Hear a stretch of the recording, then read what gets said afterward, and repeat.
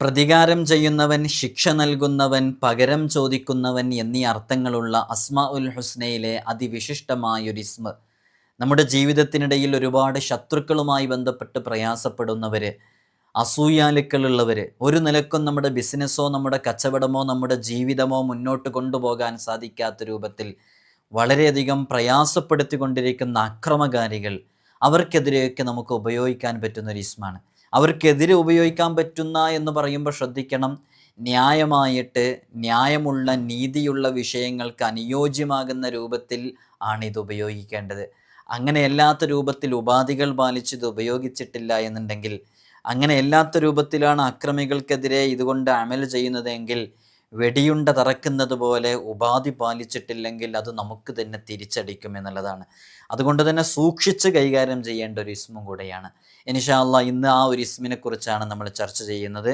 ശത്രുവിനെ നേരിടാൻ പ്രാപ്തിയില്ലാത്ത ഘട്ടത്തിൽ ഇത് സംബോധനയുടെ അക്ഷരമായ നിദാഇൻ്റെ അക്ഷരമായ യാ എന്നുള്ള അക്ഷരം കൂട്ടിയിട്ട് 5000 തവണ ഉരുവിട്ട ശേഷം ആവശ്യം മുൻനിർത്തിക്കൊണ്ട് അള്ളാഹുവിനോട് ദുആ ചെയ്താൽ ശത്രുവിനെ നേരിടാനുള്ള പ്രാപ്തി ലഭിക്കുകയോ അല്ലെങ്കിൽ ശത്രു സ്വയം നമ്മുടെ മുമ്പിൽ കീഴടങ്ങുകയോ ചെയ്യും. അള്ളാഹു സുബ്ഹാനഹു വ തആല അത്തരം അപകടങ്ങളെ തൊട്ടൊക്കെ വലിയ കാവൽ നമുക്കൊക്കെ നൽകി അനുഗ്രഹിക്കുമാറാകട്ടെ. ഇൻഷാ അല്ലാഹ് അസ്മാഉൽ ഹുസ്നയെ കുറിച്ച് ചർച്ച ചെയ്യുമ്പോൾ നമ്മൾ നിരവധി തവണ അസ്മാഉൽ ഹുസ്നയിലെ ഓരോ ഇസ്മുകളെക്കുറിച്ച് നമ്മൾ ചർച്ച ചെയ്തിട്ടുണ്ട്. ഒരുപാട് ആളുകൾ അത് കൃത്യമായി എഴുതി വെക്കുന്നവരാണ്. ഇൻഷാ അല്ലാഹ് അല്ലാഹു സുബ്ഹാനഹു വ തആല എല്ലാവർക്കും ഖൈർ നൽകട്ടെ. എല്ലാ ദിവസവും നമ്മൾ സൂചിപ്പിക്കാറുള്ളത് പോലെ തന്നെ നേരിട്ട് കാണാനുള്ള ഡേറ്റ് ചൊവ്വാഴ്ചകളിൽ മാത്രമാണ്. ചൊവ്വാഴ്ച നേരിട്ട് വരാൻ വേണ്ടി വിളിച്ചു ബുക്ക് ചെയ്യാൻ വിളിക്കേണ്ടത് ഞായറാഴ്ച 10 മണിക്കാണ്. ആ ഞായറാഴ്ച 10 മണിക്ക് വിളിക്കുന്നവർക്ക് മാത്രമാണ് ചൊവ്വാഴ്ച കാണാൻ സാധിക്കുക. ഏതെല്ലാം ചൊവ്വാഴ്ചകളിലാണ് ഉള്ളത് എന്നുള്ളത് നമ്മൾ ഇൻസ്റ്റഗ്രാമിൻ്റെ ഐഡിയിൽ അപ്ഡേറ്റ് ചെയ്യാറുണ്ട്. ID ഡിസ്ക്രിപ്ഷനിൽ കൊടുത്തിട്ടുണ്ട്, നിങ്ങൾക്ക് അവിടെ പോയി നോക്കിയാൽ കാണാൻ സാധിക്കും. വാട്സപ്പിൽ സ്റ്റാറ്റസ് ഇടുമ്പോൾ സേവ് ചെയ്തവർക്ക് മാത്രമല്ലേ കാണാൻ സാധിക്കുള്ളൂ. അപ്പോൾ നിങ്ങൾക്ക് ഈ ലിങ്കിൽ പോയി നോക്കിയാൽ എപ്പോഴും ശനിയാഴ്ച ഞായറാഴ്ച ദിവസങ്ങളിൽ നമ്മൾ അപ്ഡേറ്റ് ചെയ്യാറുണ്ട്. അതുപോലെ തന്നെ ബുക്ക് ചെയ്യാതെ പലരും വരുന്നത് കൊണ്ട് നമുക്ക് ബുക്ക് ചെയ്യുന്നവരെ തന്നെ നോക്കാൻ സാധിക്കുന്നില്ല. അതുകൊണ്ട് ബുക്ക് ചെയ്ത് മാത്രം വരണം എന്ന് ഓർമ്മപ്പെടുത്തുകയാണ്. അള്ളാഹുവിൻ്റെ അസ്മാഉൽ ഹുസ്നയിലെ ഓരോ ഇസ്മുകൾക്കും ഓരോ മഹത്വങ്ങൾ മഹാന്മാർ പറഞ്ഞിട്ടുണ്ട്. അതിൽ ചിലത് കളഞ്ഞുപോയ വസ്തു തിരിച്ചു ലഭിക്കാനുള്ളതുണ്ട്, നമ്മുടെ കടങ്ങൾ വീടാനുള്ള ഇസ്മുണ്ട്, രോഗങ്ങൾ മാറാനുള്ള ഇസ്മുണ്ട്, മക്കളുണ്ടാവാനുള്ള ഇസ്മുണ്ട്. എല്ലാം അള്ളാഹുവിൻ്റെ നാമങ്ങളാണ്. ഈ ഇസ്മുകൾ നാം വിളിക്കുമ്പോൾ യഥാർത്ഥത്തിൽ അള്ളാഹുവിനോട് നാം ദുആ ചെയ്യുകയാണ്. എങ്ങനെ? കാരണം യാ എന്നുള്ള അക്ഷരം കൂട്ടിയിട്ടാണ് നമ്മൾ വിളിക്കുന്നത്. ഇപ്പോൾ റഹ്മാൻ എന്നുള്ളത് അള്ളാഹുവിൻ്റെ ഇസ്മാണ്, അർ റഹ്മാൻ.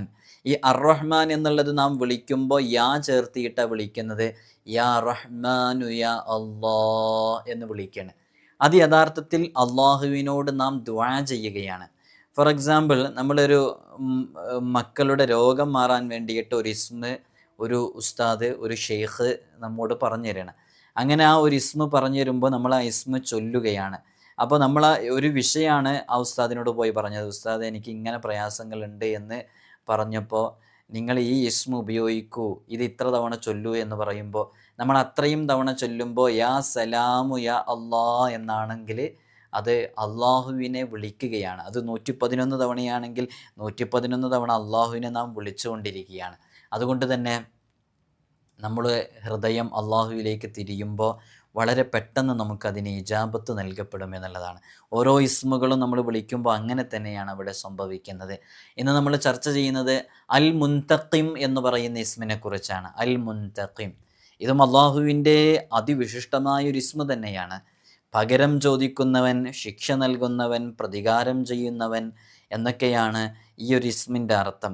സർവശക്തനായ അള്ളാഹു തആലയെ ധിക്കരിക്കുകയും നിഷേധിക്കുകയും ചെയ്യുന്ന ചില സൃഷ്ടികളുണ്ട് അല്ലേ? എത്രയോ ആളുകൾ അള്ളാഹുവിനെ ധിക്കരിച്ച് ജീവിക്കുന്നവരുണ്ട്. അള്ളാഹു അവരോട് പകരം ചോദിക്കുകയും അർഹമായ ശിക്ഷ നൽകുകയും ചെയ്യും. എത്രയോ ആളുകൾ ഞാനാണ് റബ്ബെന്ന് പറഞ്ഞ് വാദിച്ചു വന്നവർ വരെ ഉണ്ടായിരുന്നു അല്ലേ? റബ്ബാണെന്ന് വാദിച്ചവർ വരെ അവരെന്തു മറന്നു?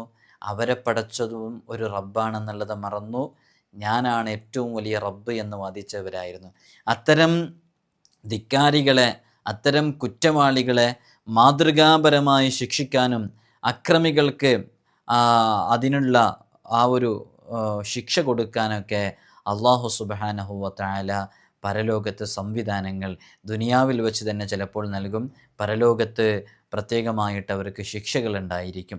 അപ്പോൾ കുറ്റവാളികളെ പെട്ടെന്ന് പിടികൂടി ശിക്ഷ നടപ്പിലാക്കലല്ല അള്ളാഹുവിൻ്റെ ശൈലി. അള്ളാഹു സർവ്വപാപവും ചെയ്യാനുള്ള പൂർണ്ണമായ അവസരം നൽകി അങ്ങനെ അവർ കുറ്റകൃത്യങ്ങളുടെ മൂർധന്യ ദശയിലെത്തിയാൽ അള്ളാഹു അവരെ ഒറ്റപ്പിടുത്തം പിടിക്കും എന്നുള്ളതാണ്. അപ്പോൾ അതാണ് ചിലപ്പോഴൊക്കെ നമ്മൾ വിചാരിക്കും അവൻ അത്രയും ആക്രമിച്ച് നടന്നിട്ടും അവനൊന്നും സംഭവിക്കുന്നില്ലല്ലോ എന്ന്. അങ്ങനെയല്ല, അത് അള്ളാഹു ചില കാര്യങ്ങൾ അതിൽ നിശ്ചയിച്ചിട്ടുണ്ട്. അതിനെക്കുറിച്ച് നമുക്ക് കൃത്യമായി അറിയാത്തതുകൊണ്ടാണ്. ഇപ്പം നിങ്ങളൊന്ന് ആലോചിച്ച് നോക്കൂ, അള്ളാഹു സുബ്ഹാനഹു വ തആല എന്നെക്കുറിച്ചും ഇത് കേൾക്കുന്ന നിങ്ങൾ ഓരോരുത്തരെക്കുറിച്ചും അള്ളാഹു സുബ്ഹാനഹു വ തആല കൃത്യമായ ഒരു ധാരണ ഉണ്ടാക്കി വെച്ചിട്ടുണ്ട് നേരത്തെ. അത് ലൗഹുൽ മഹ്ഫൂദിൽ അള്ളാഹു എഴുതി വെച്ചിട്ടുണ്ട് അല്ലേ? എല്ലാം എഴുതി വച്ചിട്ടുണ്ട്. ഞാൻ 2024 നവംബർ മാസം ഇത്രാം തീയതി ഇന്ന കാര്യങ്ങൾ ചെയ്യും, ഇന്ന കാര്യങ്ങളൊക്കെ സംഭവിക്കും, 2025 ഇന്നത് സംഭവിക്കും, 2028 ഇങ്ങനെ ഇന്നത് സംഭവിക്കും എന്നുള്ളതൊക്കെ കൃത്യമായി നമ്മുടെ ജനനം മുതൽ നമ്മുടെ മരണം വരെയുള്ള എല്ലാ സംഭവങ്ങളും റെക്കോർഡ് ചെയ്ത് അവിടെ വെച്ചിട്ടുണ്ട്. അതിനനുസരിച്ചാണ് എല്ലാം നടക്കുന്നത്. അപ്പം നിങ്ങളൊക്കെ ഏത് സമയത്താണ് മരണപ്പെടുക അത് ലൗഹിലുണ്ട്. അത് ചിലപ്പോൾ 45-ലായിരിക്കും, ചിലപ്പോൾ 63-ലായിരിക്കും, ചിലപ്പോൾ 52-ൽ അറ്റാക്ക് സംഭവിച്ച് മരണപ്പെടാൻ വേണ്ടിയിട്ടായിരിക്കും. എല്ലാം കൃത്യമായിട്ട് അള്ളാഹു നേരത്തെ അവിടെ എഴുതി വച്ചിട്ടുണ്ട്. അപ്പോൾ നമുക്കൊരു ഡൗട്ടുണ്ട്, അങ്ങനെയാണെങ്കിൽ പിന്നെ നമ്മെ അള്ളാഹുവിന് ശിക്ഷിക്കാനുള്ള ഒരു അധികാരമില്ലല്ലോ. എന്താ കാരണം? ഇപ്പോൾ ഒരാൾ 2024 ഡിസംബർ മാസത്തിൽ കള്ള് കുടിക്കുന്നുള്ളത് അള്ളാഹു നേരത്തെ തീരുമാനിച്ചു വെച്ചു. അങ്ങനെ തീരുമാനിച്ചു വെച്ചതനുസരിച്ചാണല്ലോ അവർ ചെയ്യുന്നത്. അങ്ങനെ ചെയ്യുമ്പോൾ പിന്നെ അള്ളാഹു തീരുമാനിച്ചത് കൊണ്ട് ചെയ്യുകയാണല്ലോ. അതുകൊണ്ട് പിന്നെ അവിടെ അള്ളാഹു തീരുമാനിച്ചതുകൊണ്ടല്ലേ ചെയ്യുന്നത്, പിന്നെ ശിക്ഷിക്കാൻ എന്ത് അധികാരമാണ് ഉള്ളത് എന്നൊരു ചോദ്യം അവിടെ വരുന്നുണ്ട്. ഇപ്പോൾ ഒരാളൊരു തെറ്റ് ചെയ്യുകയാണെങ്കിൽ അള്ളാഹു ആദ്യമേ നേരത്തെ തീരുമാനിച്ചു വെച്ചനുസരിച്ചിട്ടാണല്ലോ തെറ്റ് ചെയ്യുന്നത്, അപ്പോൾ ശിക്ഷിക്കാൻ പറ്റുമെന്നുള്ളത്. യഥാർത്ഥത്തിൽ അങ്ങനെയല്ല. അവിടെ മനസ്സിലാക്കേണ്ട രൂപം, അള്ളാഹു അവന് ഒരു മദ്യത്തിൻ്റെ ഒരു ചഷകം, ഒരു ഗ്ലാസും അവൻ്റെ മുമ്പിലേക്ക് വരുമ്പോൾ ആ മദ്യം തിരഞ്ഞെടുക്കാൻ, അത് കുടിക്കണ്ട അത് കുടിക്കണം എന്നുള്ള ചോയ്സാണ് അള്ളാഹു കൊടുക്കുന്നത്. ആ ചോയ്സ് കൊടുത്തിട്ട് അവന് കുടിക്കാതിരിക്കാനുള്ള അവസരമുണ്ടായിട്ടും അവനത് കുടിക്കാൻ വേണ്ടിയിട്ട് അവൻ്റെ ആ അവസരം നഷ്ടപ്പെടുത്തി കുടിക്കാൻ വേണ്ടി അവൻ തയ്യാറാകുന്നു. അതിനാണ് അള്ളാഹു ശിക്ഷിക്കുന്നത്. അങ്ങനൊരു ചോയ്സ്, ഒരു അവസരം അള്ളാഹു അവന് കൊടുത്തിട്ട് ആ കൊടുക്കുന്ന അവസരം അവന് നല്ലതിന് വേണ്ടി ഉപയോഗപ്പെടുത്തൂല എന്ന് അള്ളാഹുവിന് നേരത്തെ അറിയാം. ആ അറിവ് പ്രകാരമാണ് അള്ളാഹു ഇവിടെ എഴുതി വച്ചിട്ടുള്ളത്. ഇത് ആലിമീങ്ങൾക്കിടയിൽ വളരെ സങ്കീർണമായി ചർച്ച ചെയ്യുന്നൊരു വിഷയമാണ്. സാധാരണക്കാർക്ക് എത്രത്തോളം ഇത് പറഞ്ഞാൽ മനസ്സിലാകുമെന്നുള്ളത് അറിയൂല. അതുകൊണ്ട് ഈ ഒരു ഭാഗം മനസ്സിലാകാത്തവർ ക്ഷമിക്കണം എന്ന് ഓർമ്മപ്പെടുത്തുകയാണ്. അത് കുറച്ചും കൂടി ഡീറ്റെയിൽ ആയിട്ട് പറയുമ്പോൾ അത് ചിലപ്പോൾ ചിലർക്ക് കൂടുതൽ മനസ്സിലാകും, ചിലർക്കൊന്നും തിരിയാതെയാകും. അതുകൊണ്ടാണ് അതിനെക്കുറിച്ച് പറയാത്തത്. അപ്പോൾ നമ്മളിപ്പോൾ ആകെ പറഞ്ഞത് അള്ളാഹു സുബ്ഹാനഹു വ തആല ധിക്കാരികളായി നടക്കുന്ന ധിക്കാരികൾക്ക് ഈ ദുനിയാവിൽ വെച്ച് തന്നെ അള്ളാഹു സുബ്ഹാനഹു വ തആല വലിയ ശിക്ഷകൾ ചിലപ്പോൾ നൽകും, ചിലപ്പോൾ പരലോകത്ത് വെച്ച് നൽകും. ചിലപ്പോൾ ആ ശിക്ഷകൾ, നമ്മളിന്ന് ആ ഇസ്മിനെ കുറിച്ചാണ് ചർച്ച ചെയ്യുന്നത്, അതുകൊണ്ടാണ് പറയുന്നത്. അപ്പോൾ ചിലപ്പോൾ ശിക്ഷകൾ അള്ളാഹു പിന്തിപ്പിക്കും. ആദ്യം ഒരാളെ കൊന്നു കഴിഞ്ഞിട്ട് അയാൾ വളരെ സുഖമായിട്ട് ജീവിക്കുന്നു. അയാൾ കൊന്നതിന് ശേഷമാണ്, കൊലപ്പെടുത്തിയതിന് ശേഷമാണ് അയാൾക്ക് ഒരുപാട് ഹൈറാത്തുകൾ വന്നതായിട്ട് മറ്റുള്ളവർക്ക് കാണുന്നത്. അപ്പോൾ അവരങ്ങനെ ജീവിച്ചുകൊണ്ടിരിക്കും. പിന്നെയും അങ്ങനെ തന്നെ. പക്ഷേ ഒരു നിമിഷം അള്ളാഹു അവനെ പിടിക്കും. അവനെ അങ്ങനെ ലൂസാക്കി വിട്ടിരിക്കണേ, നന്നാകാനുള്ള അവസരങ്ങൾ അവന് കൊടുക്കുകയാണ്. അങ്ങനെ കൊടുത്തും അവസാന ഘട്ടത്തിലും റെഡി ആയിട്ടില്ലെങ്കിൽ ഒരൊറ്റ പിടുത്തം അള്ളാഹു പിടിക്കും. ആ രൂപത്തിലാണ് അള്ളാഹു സുബ്ഹാനഹു വ തആല ചില സന്ദർഭങ്ങളിൽ അള്ളാഹുവിൻ്റെ പ്രവർത്തനങ്ങളുള്ളത്. അപ്പോൾ പലപ്പോഴും നമ്മളൊരു ചൂണ്ടലിട്ടിട്ടുണ്ടെങ്കിൽ ആ ചൂണ്ടലിൽ ഇരക്കൊത്തി വലിച്ചു കൊണ്ടുപോകുന്ന മത്സ്യത്തെ അത് വലിച്ചെടുക്കുന്ന രൂപത്തിൽ നമ്മൾ ചിലപ്പോൾ അതിങ്ങനെ അയച്ചിങ്ങനെ കൊടുക്കും, നന്നായിട്ട് കൊത്തട്ടെ എന്ന് കരുതിയിട്ടല്ലേ മീൻ പിടിക്കുന്ന ആളുകൾ ചൂണ്ടയിൽ നന്നായിട്ട് ആ ഇരയിൽ കൊത്തിപ്പിടിച്ച് വലിക്കുന്ന സമയത്ത് കൃത്യമായിട്ടുള്ള കുടുങ്ങും എന്ന രൂപത്തിലല്ലേ. അപ്പോൾ ആ രൂപത്തിൽ, അപ്പോൾ എത്ര വലിയ ശത്രുക്കളും അവർ എങ്ങനെ ഈ ഭൂമിയിൽ ജീവിച്ചാലും ഒരു കാലത്ത് അവർ പിടികൂടുക തന്നെ ചെയ്യും. അതുകൊണ്ട് നമ്മുടെ മനസ്സിനോട് നമ്മുടെ ശരീരത്തിനോട് ഈ ഇസ്മ നൽകുന്ന ഒരു പാഠം പറഞ്ഞാൽ, നമ്മളൊരിക്കലും ഒരാളെയും വേദനിപ്പിക്കരുത്. നമ്മളൊരിക്കലും ഒരാളുടെ മനസ്സ് വേദനിപ്പിക്കരുത്, ശരീരത്തിനെ വേദനിപ്പിക്കരുത്, ഒരാളെ അഭിമാനത്തെ വ്രണപ്പെടുത്തരുത്. നമ്മുടെ ജീവിതം ആ രൂപത്തിലാണ് ക്രമപ്പെടുത്തേണ്ടത്. നമ്മൾ എത്രത്തോളം ഒരാളെ വേദനിപ്പിക്കുന്നോ, എത്രത്തോളം ഒരാളെ ആക്രമിക്കുന്നോ, അത് നമ്മുടെ ഈ ജീവിതത്തിൽ തന്നെ നാം അനുഭവിക്കും എന്നുള്ളതാണ്. ഏതെങ്കിലും രൂപത്തിൽ അനുഭവിക്കും. അവൻ്റെ ഒരു നിമിഷത്തെ ഒരു കണ്ണുനീർ മതി. നമ്മൾ മനസ്സുകൊണ്ട് വേദനിപ്പിച്ച, വാക്കുകൊണ്ട് വേദനിപ്പിച്ച, ആ വേദനിക്കപ്പെട്ട ആളുടെ മനസ്സുകൊണ്ടുള്ള ഒരു അവരുടെ മനസ്സറിഞ്ഞുള്ള ഒരു ദുആ മതി നമ്മുടെ ആഖിറവും ദുനിയാവൊക്കെ നഷ്ടപ്പെടാൻ. കാരണം മർദ്ദിതരുടെ പ്രാർത്ഥന, ദുആ അല്ലാഹു പെട്ടെന്ന് സ്വീകരിക്കും എന്നുള്ളതാണ്. അതുകൊണ്ട് ഇനിയുള്ള ജീവിതം അൽ മുന്തഖിം എന്ന ഇസ്മ നമ്മോട് ആവശ്യപ്പെടുന്നത്, ഒരിക്കലും നമ്മുടെ ജീവിതത്തിൽ മറ്റൊരാളെ വേദനിപ്പിച്ചു കൊണ്ടുള്ള ഒരു ക്രമമുണ്ടായിരിക്കരുത്. ഏതു നിമിഷവും നമുക്കിവിടെ നിന്ന് മരണപ്പെട്ടു പോകാം. നമുക്ക് ഇപ്പോൾ നിങ്ങൾ എൻ്റെ വീഡിയോ കേൾക്കുന്ന സമയത്ത് ശ്വാസം എടുക്കുകയും അത് പുറത്തേക്ക് വിടുകയും ചെയ്യുന്നുണ്ടല്ലോ. ഈ ശ്വാസം എടുത്ത് അതങ്ങ് പുറത്തേക്ക് വിടാൻ കഴിയുന്നില്ലെങ്കിൽ, പുറത്തുള്ളത് ഇങ്ങോട്ട് വലിക്കാൻ കഴിയുന്നില്ലെങ്കിൽ, ഏതെങ്കിലും ഒരു സമയത്ത് സ്റ്റോപ്പായാൽ അവിടെ നമ്മുടെ ഡെത്ത്, മരണം സംഭവിച്ചു അല്ലേ. പിന്നെ നമുക്ക് ഈ പറഞ്ഞ ആളുകളോടും ആക്രമിച്ച ആളുകളോടൊക്കെ പൊരുത്തം ചോദിക്കാനുള്ളൊരു അവസരമില്ല. പിന്നെ ഉള്ള അവസരം എന്താ?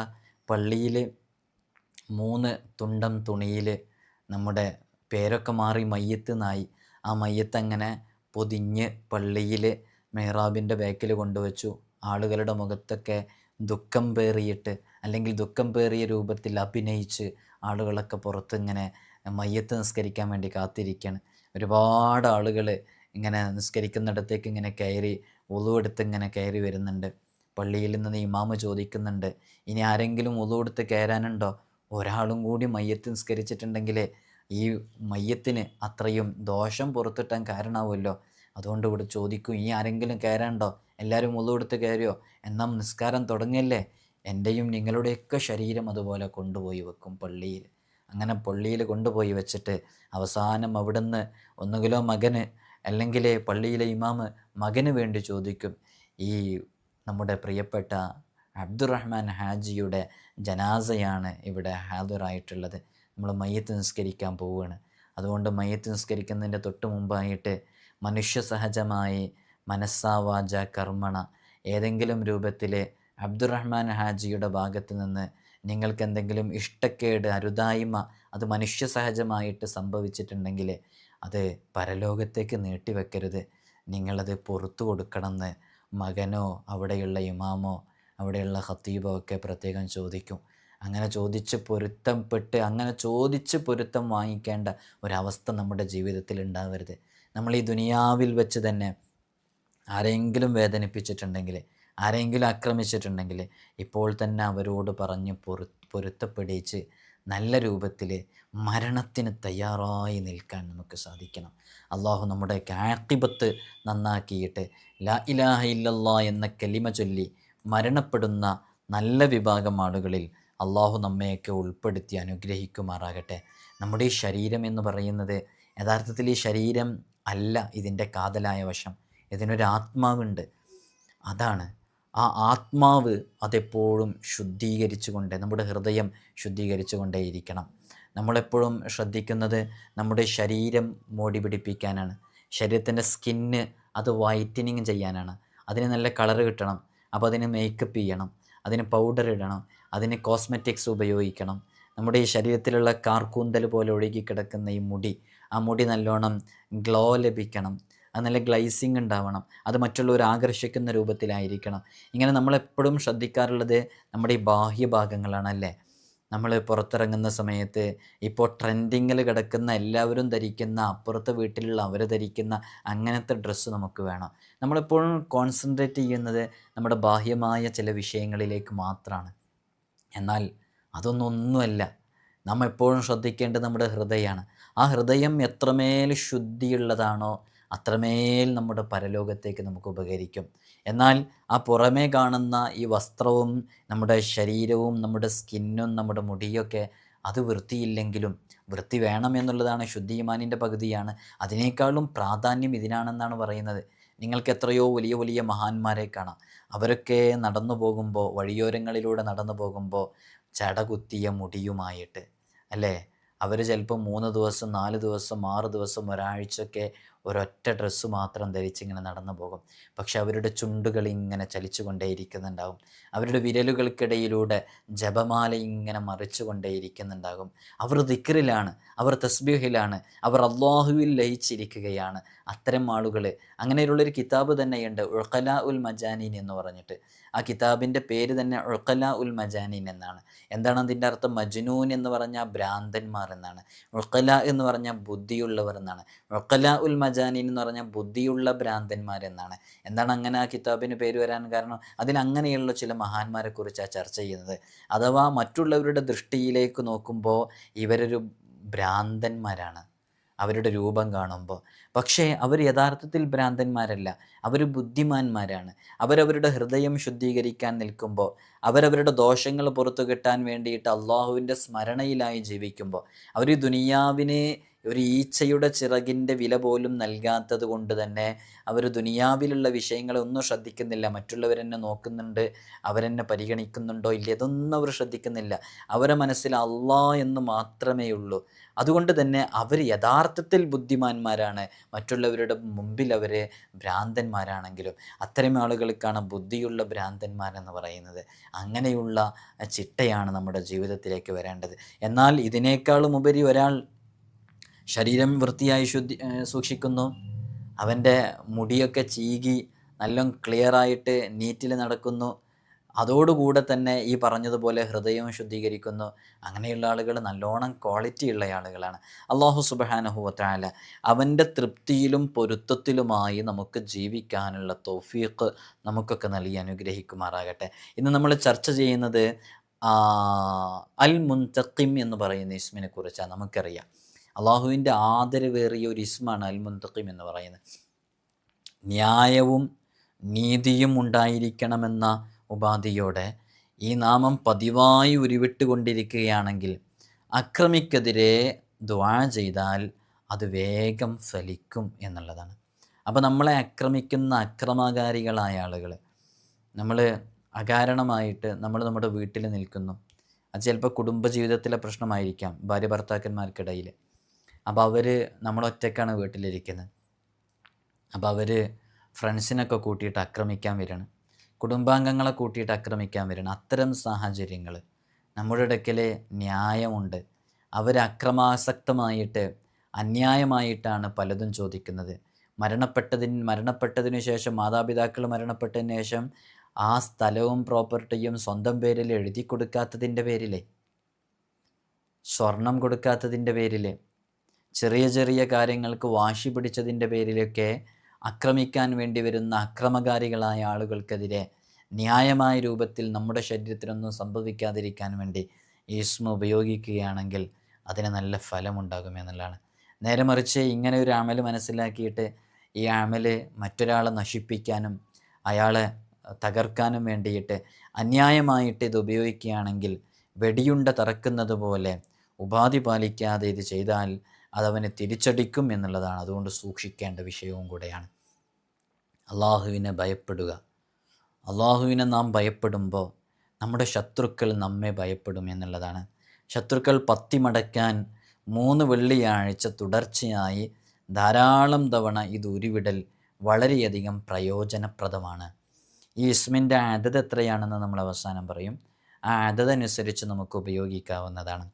അപ്പോൾ ശത്രുവിനെ നേരിടാൻ പ്രാപ്തിയില്ലാത്ത ഘട്ടത്തിൽ, നമ്മുടെ ശത്രു ശക്തരാണെന്ന് പറയുമ്പോൾ ശക്തി സാമ്പത്തികമായി കഴിവുണ്ടായതുകൊണ്ട് ആ ഒരു ഗർവുള്ള ആളുകളായിരിക്കും, അതൊക്കെ ശക്തിയിൽ പെടും.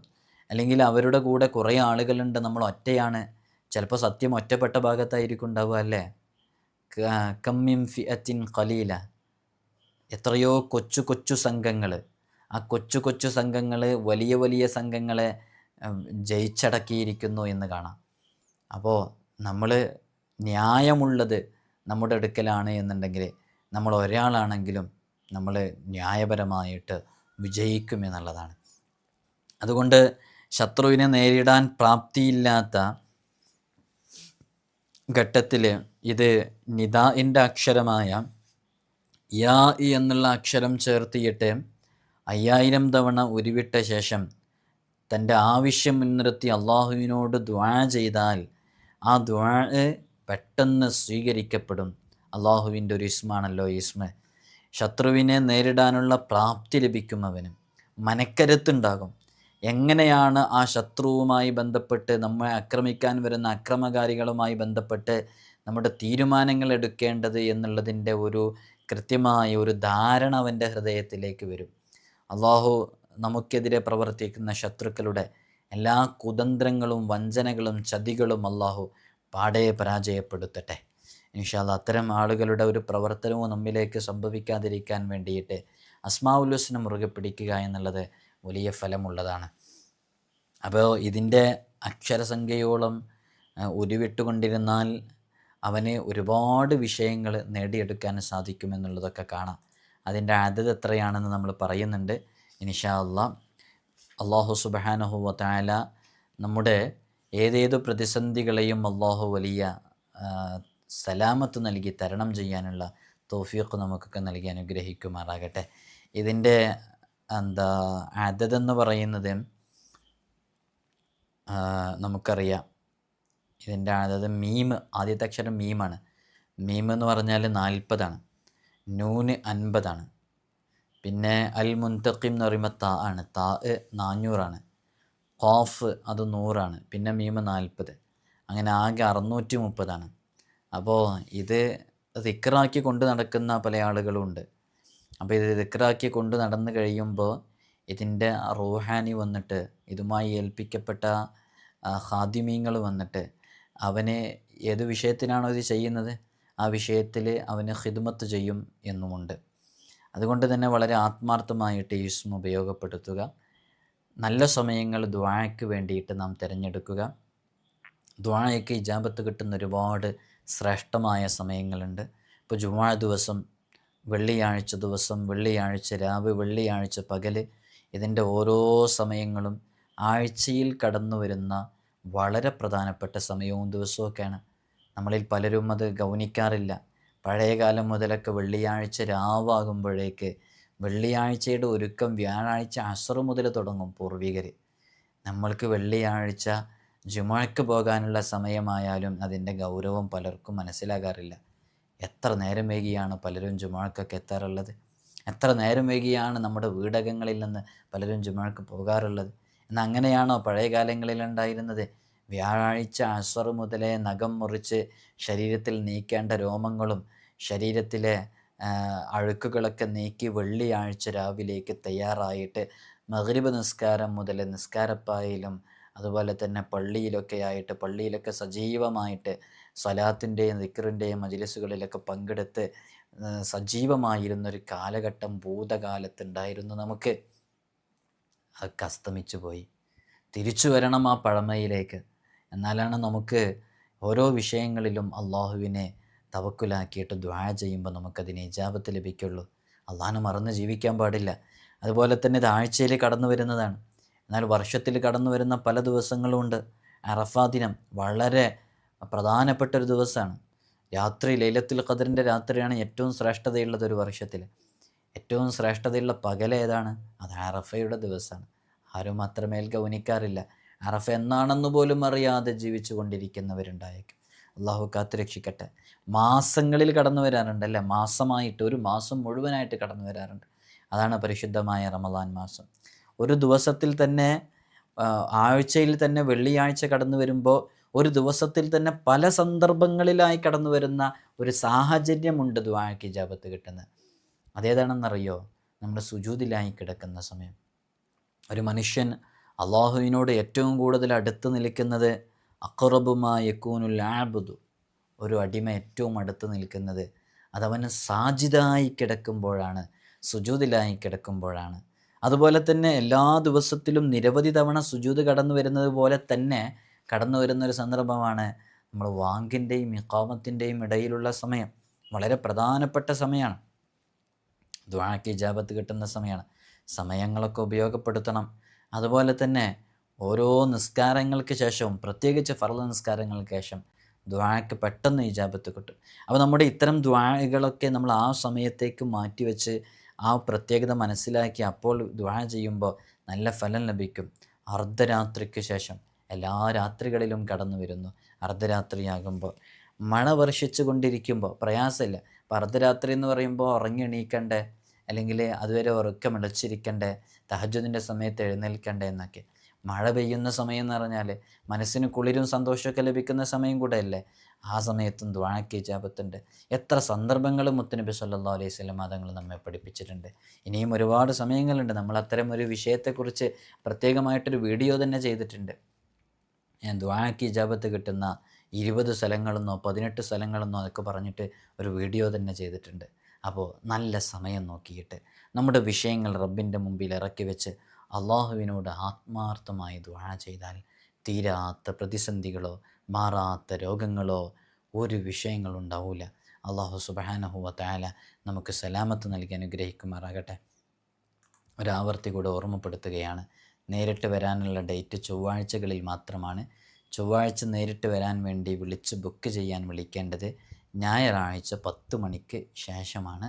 എല്ലാ ചൊവ്വാഴ്ചകളിലും ഇല്ല, ഉള്ളത് ചൊവ്വാഴ്ചകളിലാണ് എന്നാണ് പറഞ്ഞതിൻ്റെ ഉദ്ദേശം. അള്ളാഹു സുബ്ഹാനഹു വ തആല നമുക്ക് റാഹത്ത് നൽകട്ടെ, സന്തോഷം നൽകട്ടെ. എല്ലാവരും പ്രത്യേകം ദുആ ചെയ്യണമെന്ന് ഓർമ്മപ്പെടുത്തുകയാണ്.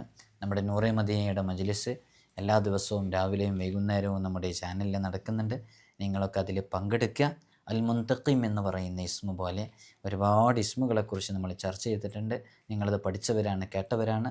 നമ്മുടെ അസ്മാഉൽ ഹുസ്ന ചൊല്ലുന്ന മജ്ലിസിൽ നിങ്ങളെല്ലാവരും വളരെ ആത്മാർത്ഥമായിട്ട് പങ്കെടുക്കണമെന്ന് ഒരാവർത്തി കൂടെ ഓർമ്മപ്പെടുത്തുകയാണ്. ഒരുപാട് ആളുകളിവിടെ നേരിട്ട് വരുമ്പോൾ പ്രത്യേകം ദുആക്ക് ഏൽപ്പിക്കുന്നവരുണ്ട്.